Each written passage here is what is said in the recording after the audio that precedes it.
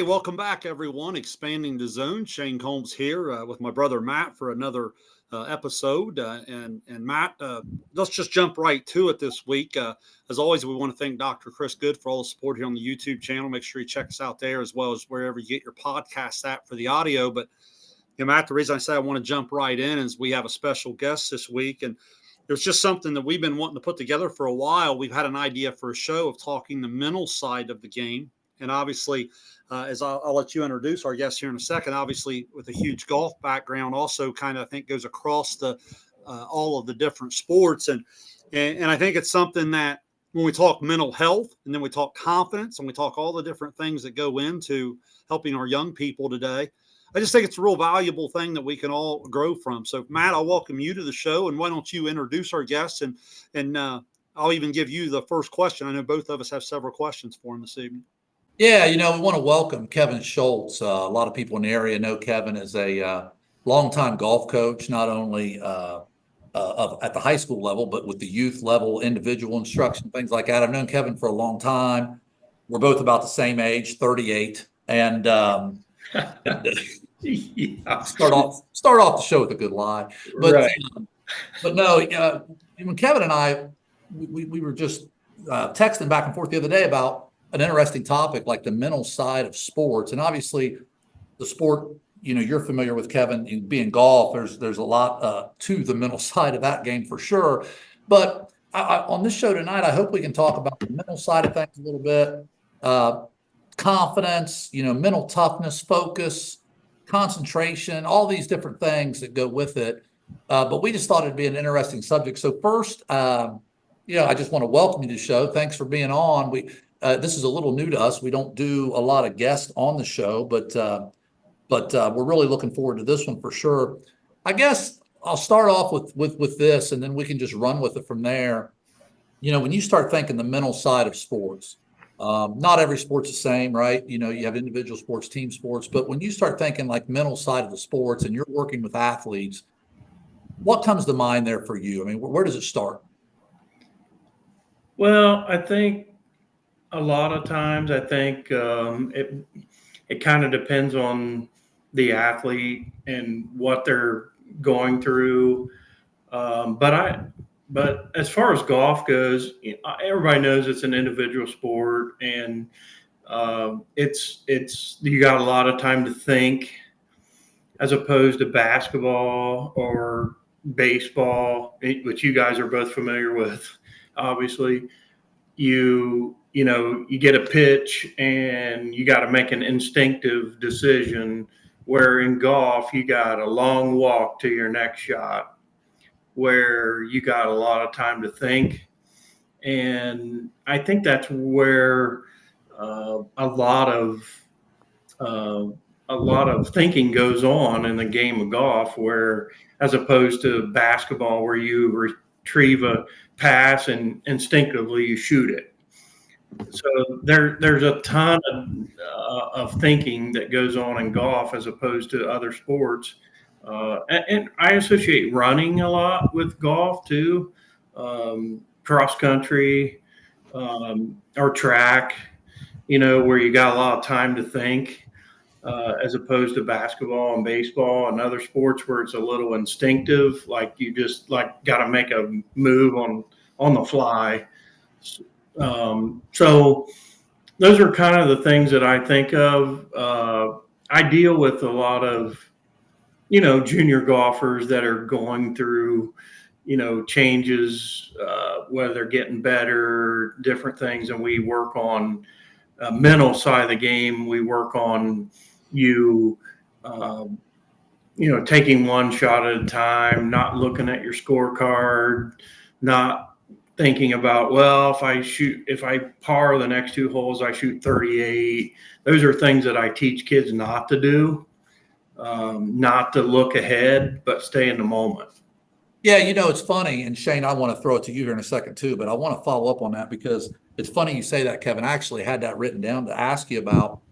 I think one of the things that's so hard as a coach nowadays is getting kids to buy into the next play mentality, right? What's next in every sport? Basketball, football, but like you said, it may be even harder in sports like golf running, any sport where you have a little bit of time to think. I mean, even baseball to an extent, Shayne, as you know, you sit in that dugout and you're thinking about, man, last inning I struck out on 4 pitches. But, so it's really, really hard, I think, to get kids, to be able to just put it away and get to what's next. Like what are some of the approaches, I guess, and I'll ask both you guys this question because your experience in golf, Kevin, and then Shayne, your experience in coaching a sport like baseball, where there is a little bit of time, like you say, when you're in the batter's box, it's quick, right? But then you've got time to think in between innings and all that. What approach do you guys take with your athletes in trying to get them to break that habit of what just happened versus what's getting ready to happen? What I always teach my kids and my students is the most important shot in golf is the next one. It has nothing to do with what happened in the past. So you have to play a hole at a time, a shot at a time, and not look forward or not look back. That's my main emphasis on kids and adults for that matter. But I always try to get them to stay in the moment and not continually look forward or backwards, because what happened in the past is not important, and what happens 2 holes from now is not important. What matters is what happens in the next shot. Right. Yeah, Kevin, I love what you said there about staying present, because what happens a lot of times in baseball, a kid may go up and maybe they swing at the first pitch and it's not a good pitch and they hit a little dribbler back to the mound and they're out. Well, now they go back to the dugout. They may not bat for an hour, or a lot of times you make an error and you're afraid that the kids out there on the diamond and they're almost begging, please don't hit it to me again. It becomes that mental block, right? That's what I wanted to ask you about. When you recognize a mental block, especially, and when I say mental block, I think it becomes something that doesn't allow someone to perform at their natural level. So like if I use a golf analogy, that may be someone who's a scratch golfer, but it might even be someone who's a bogey golfer or whatever, but whatever their level is. I was watching a major league game, last night, and, the Reds had a couple of young relievers in where their bullpen's been shot a little bit, and they're obviously talented or they wouldn't be there. I mean, they throw the ball 100 miles per hour, but one ball becomes a 2-0 count, and then it becomes a 3-0 count, and it's that quicksand filling, right?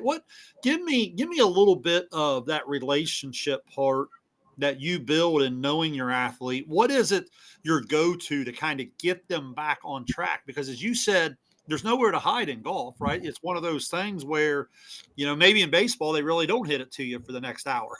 But in golf, when you walk up to your next shot, it's you hitting the shot. Talk to me about that relationship part that you try to really build with the people you work with. Where is it a kind of a knowing your athlete, or what's your go-to there in terms of you trying to simplify that to try to help get them back on track when you know that they're losing the confidence? Well, first of all, you have to put in the work and build confidence in your game. If you don't do that, then the mental aspect of the game is null and void, in my opinion. So confidence comes from doing things repetitively over and over and over again, just like Matt has people who shoot 3-point shots over and over and over and over again and get real confident at it. What I do is I focus on a lot of my students. I focus on 4-foot putts, which is the most missed putt in golf, which is surprising to both of us or all of us, right? Well, maybe you guys. I missed one. But what I try to do is I try to build confidence in their skills, so that when adversity comes, they can rely on their skill set and not so much on their mental game. So that's where we kind of mold these athletes into, hey, I'm better than that. I'm good. I can do this. I know how to do this. I've done it in practice. Those kind of things just kind of set in, because we do a lot of practices where we putt 4-foot putts and we see how many 4-foot putts someone can make in a row. And, the average D1 golfer can make 70 4-foot putts in a row. I mean, that's pretty insane, but I don't set my goals that high for high school golfers, obviously, but I also tell them, if you make 30 4-foot putts in a row in practice, guess what? The first thing that's going to come to your mind when you have a 4-foot putt in competition. Yeah, I love that. I love that. Trust your work is kind of what we And talk to kids I about. made 30 of these in practice, so guess what? I'm going to make this one. That's kind of how I teach kids to, trust in what they practice. Yeah. That way they can perform in competition. I love that, Matt. Let me throw one more at him here, because this has been one that's really intrigued me as we knew he was coming on the show this week. Kevin, I know we say golf's an individual sport, okay, but I hear the best players in the world constantly in their interviews talk about their team. They talk about their circle. They talk about people around them. And it's fascinating to me, because as I watch young people struggle, it's obvious to me that the people around them or their teammates have a lot to do with how much they believe in themselves, especially at those times they need it the most. And like with your analogy there, the first thing they might think of is, I made 30 in a row on this. But if they miss one on 3 and miss one on 4, when they have one on 9, they're thinking about they just missed one on 3 and 4. If they're not, what I'm saying? Like, talk to me about what you've witnessed with people who surround themselves with like-minded people who give positive energy rather than sucking the energy out of the life of that work that goes into it and so forth. Do you see that in golf as well? I do. Parents, we got to have good parents, obviously, that support their kid, good or bad. And we got to have good coaches, and we got to have good teammates. Teammates are almost more important than parents in some sort, because the teammates are the ones that play with the kids every day. The parents are hoping for the best, obviously, but I've been blessed over the years with tremendous parents that are super supportive, and they trust their coaches. And that's what every one of us want, is a parent that trusts that we're the right people for the job, and not parents who are, so-called screaming from the sidelines. You guys all been there, and that's the truth of it. I mean, we all put our heart and soul into this. You guys do as well. And we like parents who trust us. Yeah. When you mentioned, Kevin, talking about teammates and the importance of that. It's always been intriguing to me that people, and some of my good friends, coach various, what would be considered individual sports, right? With a team concept. So like we're talking golf tonight. A good friend of mine coached tennis for years at the high school level. A couple good friends of mine coach track. Sports that probably are considered individual sports with still a team component to them, Right. obviously, with team competition. How hard because, the only thing I've ever coached is truly just team sport. There's 5 guys out there at a time, or there's, how do you manage that as a coach? Because it's always been intriguing to me. Like, how do you manage the situation where, okay, you got a kid out there who's having a bad day, right? And say that they're your five man, they usually average, 47, but now they see that they're headed for a 52 or a 53. And there's 3 holes left, and they're just like, screw it, I'm having a bad day. Well, then all of a sudden, that score could count, right? That could be a tiebreaker score. So Right. even though it might be their worst round of the year, what if they shave 1 or 2 shots off, right, and help win the event? I guess what I'm saying is, how do you get kids to buy into both those things? Like, yes, this is an individual thing. You're out there by yourself and you have to get it done, but you have a team to worry about too. Well, in that situation, I think, I mean, as a coach over the years, I think I've established that, that fifth score does matter. And I've focused on fifth scores many times. And like I want everyone on the team to feel like they're important and not someone who's just a fifth score, because these kids, I think what happens is you have to encourage these kids regardless of what they're shooting and not worry about the score so much. Just keep their attitudes present and also keep them engaged in what's going on. And so what I like to do in that situation is I like to mix it up, make it fun. I like to make the kid laugh a little bit about something. And I always know my kids really well, and I know what would make them laugh and kind of get them relaxed and just say, hey, we're just playing a game here. It's not the end of the world. So it's more of a relaxing the kid somehow and saying, hey, you know what? This is just a game. Life is more important than this game. Just go out and have fun. And sometimes that eases the tension that these kids feel when they feel like they're being pressured either by me or you, or a lot of kids feel pressure to perform, and I like to take that pressure off by just saying, hey, what's your favorite TV show or something, what I mean? And then I'll crack a joke about it or something. Well, I was going to say, I'm quite a bit younger than the two of you, but some of the stories I've heard from back in the day, I assume there's probably a little bit more maturity in how you make guys laugh now than how you once did. So, but we won't take the show down that avenue. Hey, right. We don't want to go down that rabbit hole. No, we don't. Matt has some stories. But oh yeah, for sure. In all honesty, though, you were just sitting here talking about the whole teammate thing, and it got me thinking a little bit. Shayne, you and I talked about this a little bit before. Is Kevin, you've had both types of athletes. You've had kids who have been athletes in other sports come and start playing golf, right?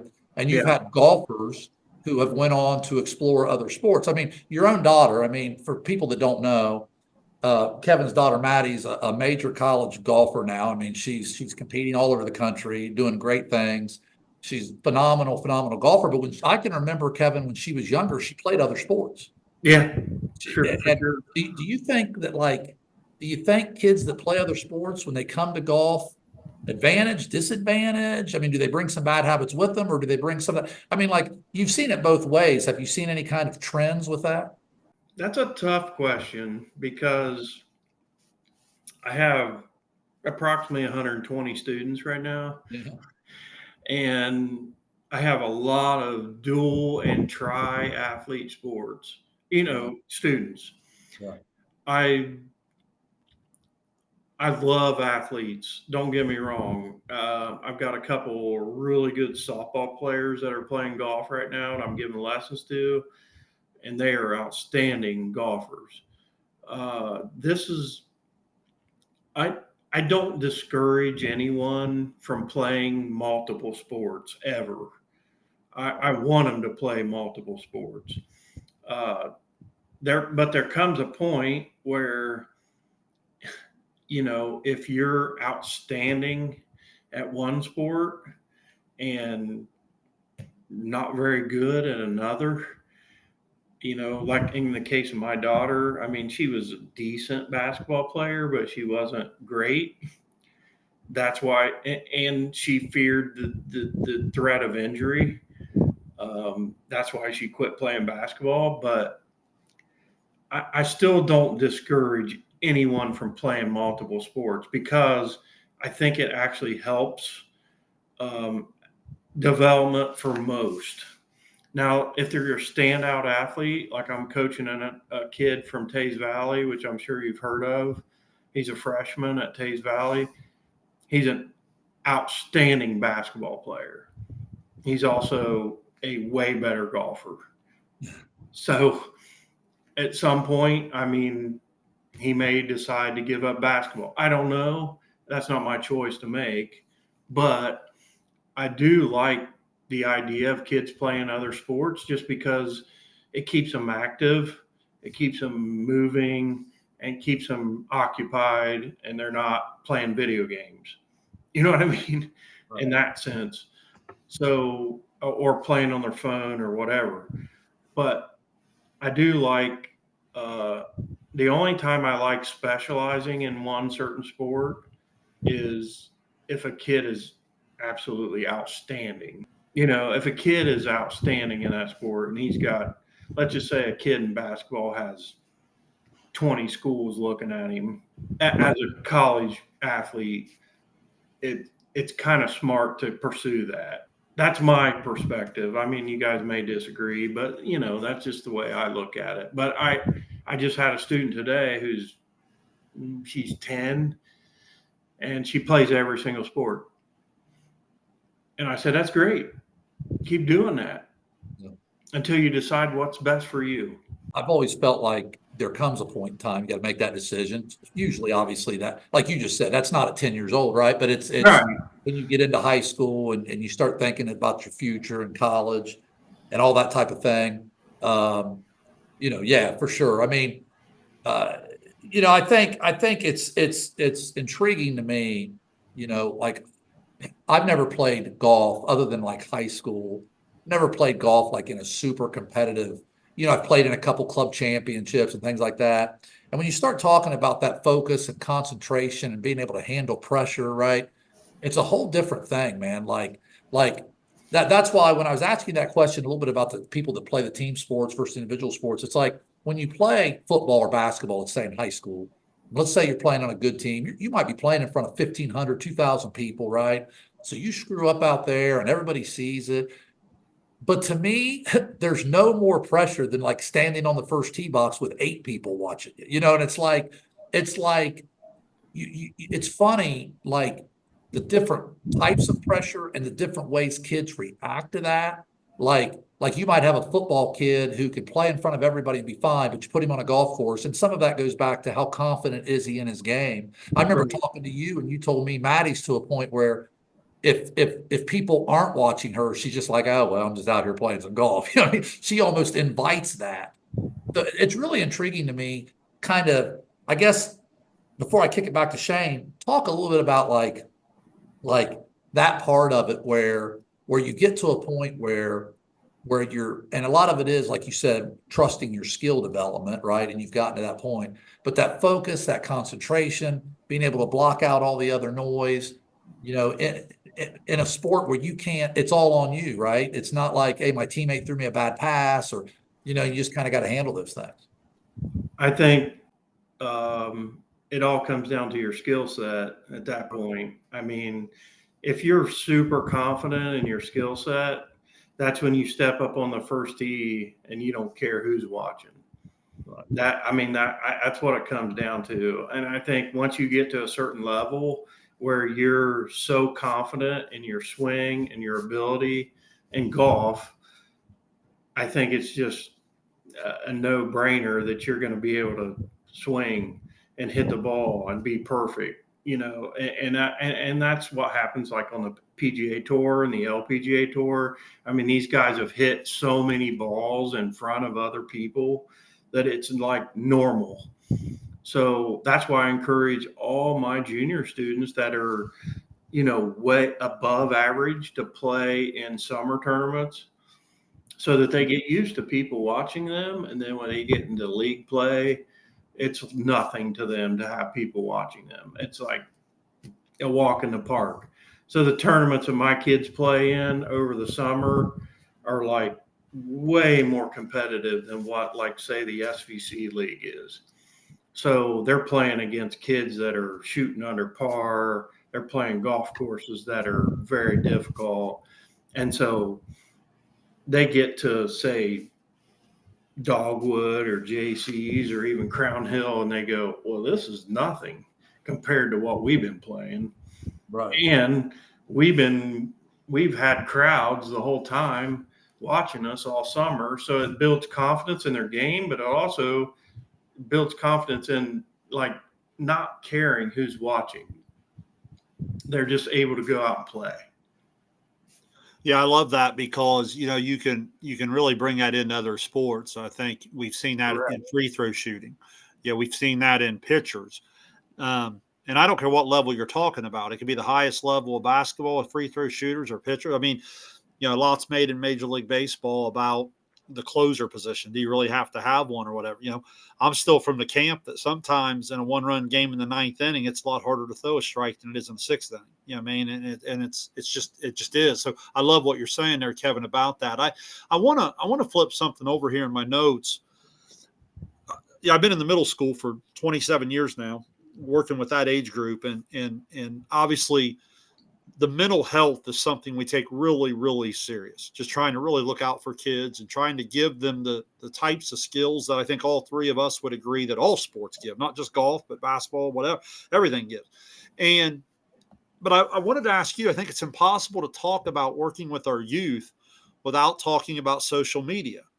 When we talk about social media, what are the positives and negatives that you see with kids in the sports scene, and how does that play on their confidence in both, I mean, maybe a positive and negative way? I'll just kind of open that up to you. What's your thoughts on social media and how it's impacted our young athletes? Well, in some respects, I don't think social media, especially at that age, is a good thing for a lot of different reasons. They tend to develop, pressure, whether it's pressure from their parents to perform or whether it's pressure from their peers. But I really, I'm I'm a fan of social media for some aspects, but I feel like there's uh, some misuses out there of social media, especially if you're trying to champion a sixth grader. You know what I mean? I mean, they're in sixth grade. Come on. So I feel like there's a need for social media, but I feel like it's for kids, and I consider everyone, because I'm old like Matt. I consider everyone under 30 a kid. I mean, I don't know how you feel about that, Matt, but that's the way I feel. But I mean, at the junior high level, um, I've helped a lot at the junior high level. I mean, I coach a lot of kids at the junior high level, um, and I encourage parents to keep their social media presence at a minimal. Just because it's, in my opinion, it's too early to venture uh, into those things. I mean, it's just my opinion, and I could be wrong, but it's just the way I don't like adding added pressure to young athletes. I mean, that's what I'm getting at. I don't want parents, posting that there's sixth grader got an award. I mean, I get it. You're in sixth grade and you're proud of your kid. I get it, but I think that poses a pressure on that kid to perform or continue to play that sport the rest of their lives. And maybe they won't, because in sixth grade, how many decisions do we change? We got to think about that. I mean, in sixth grade, you like soccer, and then you end up going on and play basketball. So I mean, there's a lot of different aspects to that. Yeah, it's funny. It's funny, you mentioned the parents' role in that a little bit, and I heard a guy that a podcast I listened to a guy by the name of Alan Stein. Used to be a basketball guy. Now he's more of a keynote speaker for businesses and things. But like one of the things he always said about a parent is basically the first thing you should say to your kid when you get in the car is, "Hey, I enjoyed watching you play today." Like when you first get in the car, maybe that's not the time to start completely dissecting the round hole by hole, or at bat by at bat, if it's a baseball kid or whatever. I guess, do you see like in an individual sport, parents almost internalizing this thing even a little bit more, maybe putting pressure on their kid through them? I mean, like when we see our kids struggling, right? It's like we want to we want to help, right? But I think sometimes if you're in that individual sport from a mental health standpoint that Shayne was talking about, do you need some time to decompress a little bit right after that? Would you agree that you got to be careful how you handle that? Yes, of course. When my daughter played college or junior golf tournaments, we left the tournament. We talked nothing about golf. I mean, we just walked away from it and said, "This is what happened." We move on. There's nothing you can change about what happened that day. I mean, that can happen in any sport, but we just moved on and said, "We'll live to fight another day." Yeah, because you can't win them all. I think Tiger Woods even said one time, he said, if you win 10% of your tournaments you enter in your lifetime, you're in the Hall of Fame. Yeah. So, that's something we live by. It's like there's so many good players that you go play, and it is what it is that day. If you don't have it that day, guess what? You're not winning. And if you end up 10th, you go home, get ice cream, forget about it. That's the way I think that's the way a lot of parents need to deal with this. Not necessarily critiquing everyone, just saying, hey, we know you have the skill set to do this job or do this, play this sport. Today wasn't our day. Yeah, Matt, I had one more question, and then I'll throw it to you before we get closing marks from all of us. But Kevin, I wanted to ask a question a little bit more, and maybe this even kind of goes into adult life of staying active, mental health for adults, things like that. Golf's a great game, right? It's just a great company game. Go out with your buddies, go, and I wanted to get your take on that for people that maybe aren't real good golfers, but are solid and like to just go play. I've always been intrigued by the ability for some of these quote unquote individual sports. I have a lot of adult friends who run. When I think of running, I think it's miserable. But like if they go a day or two without running, they don't feel well, right? You know what I mean? I know a lot of people that play golf. Bowling would probably be a lot of that. And the reason I bring that up is like obviously growing up, played a lot of sports, but I got to a certain age where when I couldn't play basketball with a certain effort, or I couldn't play it the right way, or with baseball or with different sports like that, I almost didn't want to play them anymore. Does that make sense? Like, I think what separates golf is obviously you're talking about some really high level young people and so forth, but golf also offers, I don't care if you shoot, I don't care if you shoot 75 or 95 or 115. It's just golf can be a great game just to go out and continue to compete against yourself and stay sharp mentally and physically. Talk to us about what the game has meant to you and watching people, not necessarily from a competitive standpoint, but just from a personal standpoint. Well, I have a lot of students that are over 70 or, at least over 60. And, it's a tough thing. And we've all dealt with it too. As we get older, we lose swing speed. We lose flexibility. We can't swing it like we was when we was 30, or 25. And those are kind of, in some way depressing. So golf is already depressing in some ways. And then you deal with, swing speeds going down, distances going down, height going down. And so I've found that there's a lot of remedies for that. And one of them is and I'm not throwing a pitch in here for the golf barn, but getting fit for golf clubs as you get older will make a huge difference in your golf game. As your swing speed slows, you can make serious adjustments with shafts and club heads that will tremendously help your golf game and make golf more enjoyable. And a lot of people in our age group are reluctant to do that because it's a pride thing. It's like, I used to be able to do this. Well, you can't do that anymore. So there's equipment out there that can help you not do that again, but be better than where you are.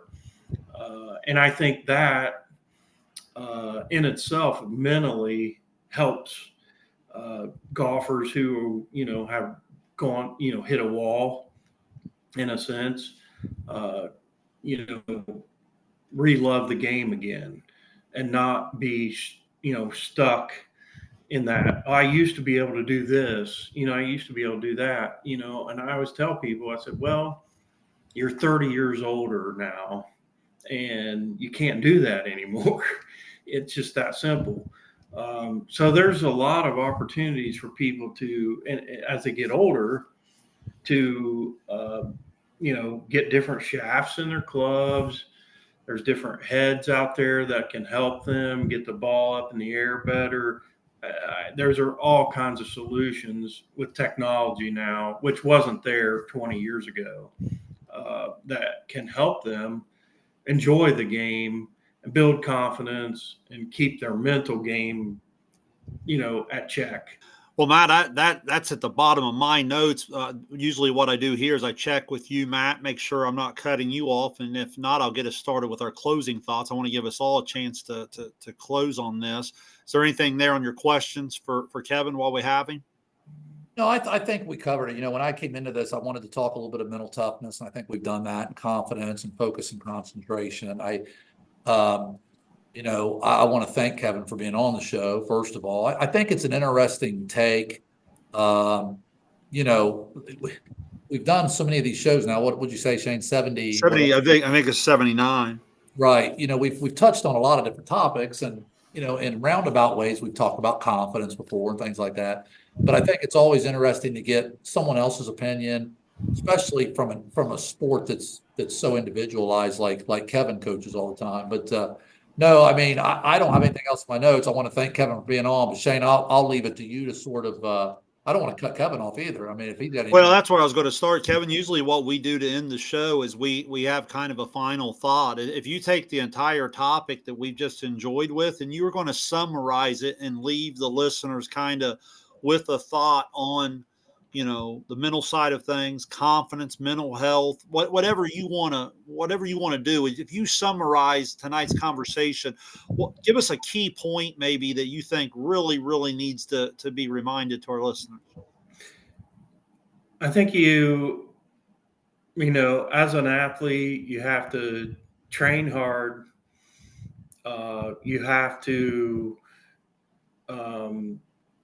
You have to really focus during your practice, and you have to take that into the sport that you're playing.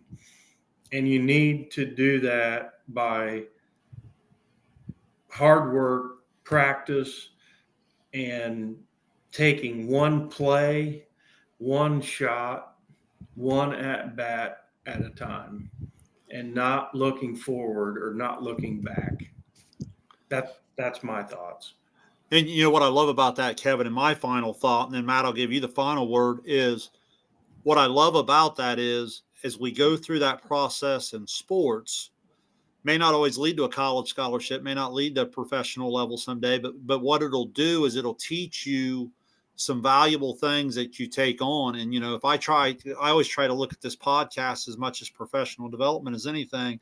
And I believe if I'm going to have a staff meeting, then I need to be prepared and I need to bring my very best to that staff meeting. If I'm going to teach my Sunday school lesson on Sunday morning, I need to prepare and do my very best, for those people. So I think that's the valuable thing in terms of confidence. Confidence comes if I'm hearing you right, Kevin, from preparation, and putting yourself in those positions over and over and over, and you become comfortable in the uncomfortable. And I think that's a really, really valuable lesson for adults to even hear, and then to give to our to our young people. So I love that, Kevin. Matt, I'll give you the final thought, and I'll close this out. Yeah, my final thought, the thing keeps going through my head as we talk about this mental side of the game is sort of like the mental toughness angle of the next play mentality we talked about, and kind of being able to handle adversity when things don't go your way. I think I've always felt like sports in general, that's maybe one of the most valuable lessons is that, as you all know, we think when we're 16 years old and we play a bad game of something or have a bad round or, your girlfriend breaks it, whatever, you think the world's coming to an end when you're 16, 17 years old, and you realize years later that adversity is a daily battle. When you get older, something's always happening, right? You're trying to raise your family, you're trying to pay your bills, you're trying to do well at your job, and I think sports has always lent itself to teaching those lessons of handling adversity. And I think it goes along with this mental side of things. So I think this has been an interesting show for me just to kind of hear Kevin's takes. And, I think we're reminded when we do this that, whatever percentage you want to put on it, you'll hear people say, well, mental side, 75% of the game, 80% of the game, whatever, but it's definitely half the battle for sure. Whatever percentage you want to put on it, the mental side, and I think, and I think sometimes too, and I didn't really ask you this, Kevin, but as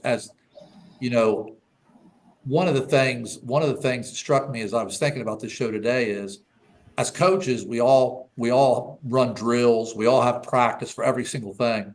It's how much do we practice the mental part of the game? You know what I mean? And I think as a coach, at least in my mind, I think part of it is it's hard to know how to do that. Like Yeah. I've spent this whole off season, I'll be honest with you guys, kind of researching things to make your culture better, ways to help players mentally. I haven't watched a lot of video on how to run a better rebounding drill or whatever. I mean, a lot of what I'm looking at right now is that mental side. I guess I just, to close things out here, I'd throw it back to you just for a second to hear, do coaches practice the mental side enough? And if not, why is it just not knowing how, or is it just we get too busy? Do we need as coaches to focus more on mental practice? We do. And it's, I think I was in a coaching seminar many years ago in Florida, and the guy that was, conducting the seminar says, how much of golf do you think is mental? And everyone said at least 90%. And he says, how come we don't practice that? And so we went on to talk about ways to practice that. We go to the range, pound balls, putt, chip. But when you get on the golf course, you become a mental midget because you remember last hole. Right. So those are the things that I like to teach is, that next shot mentality. Forget about the last hole. Do not think forward. Think in the moment. And, with basketball, you get, guys passes it to you. You got to make a decision really instantly. Like, am I going to shoot this or am I going to pass? Or, baseball's kind of the same thing. I'm standing at the plate. Am I going to swing at this or am I going to let this one go? In golf, it's a little bit different because, like I said, you have a lot of time to think between shots. And so I think that's why golf in general, I think, is one of the most mentally taxing sports, as far as, because it's not an instinctive sport. It's more of I'm walking to my ball that's 200 yards or 250 yards away, and I got a lot of thoughts going through my head. And so I like to teach all the kids that I teach to stay in the moment, and do not think ahead and do not think backwards. Just think about what's next, the next shot. I think Arnold Palmer said the most important shot in golf is the next one. And if you keep that mentality and you can get your kids to buy into that and not look too far ahead and not dwell on the past, like in basketball, I threw the ball away and had a turnover and cost us 2 points. If they can forget that and move on and just keep moving forward and think about the end goal, I think kids are better for that. But I really like what Shayne said about this is good for adults as well. I mean, just learning to move forward and in your daily lives, not just in sports or kids or, as far as adults go, you got to move forward and quit, like you said, or, we're trying to, your AC might go out tomorrow. You know what I mean? You just got to keep moving. And things are going to happen. And the same thing happens in your daily life as what happens to these kids in sports. Well, I'll tell you, man, Kevin, I've really enjoyed it, man. It's been too long since we've had a chance just to get together and chat, and I'm glad we got a chance just to do it on here. And appreciate all you do for our young people and throughout our community and over the years. I know Matt will echo the same thing, that we really, really appreciate having you on. We want, before we get out of here, we want to let the listeners know, check us out on the YouTube side, SVC Sports Zone, if you're getting us on the podcast app. And if you're on the YouTube side looking at these three beautiful faces, make sure you have us on the podcast app as well so you can get us there. But thank you, Dr. Chris Good, for all the support. And for Kevin Shoults, for Matt Combs, I'm Shayne Combs. This is Expanding the Zone. We'll see everybody next time. Thanks, everyone.